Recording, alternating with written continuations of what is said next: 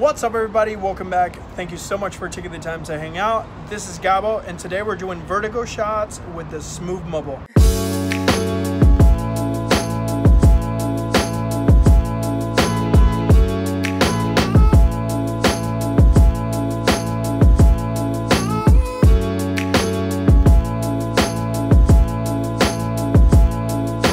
Alright guys, so the Smove Mobile allows you to change the zoom with a little slider on the side of your gimbal.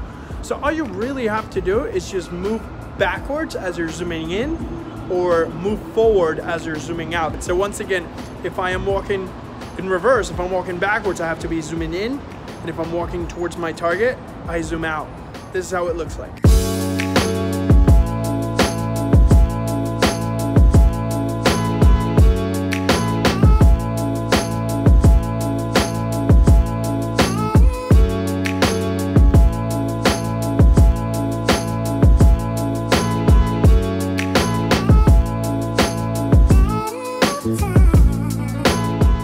So there you have it guys, just a quick tip on how to create vertigo shots with your smartphone and the Smove Mobile.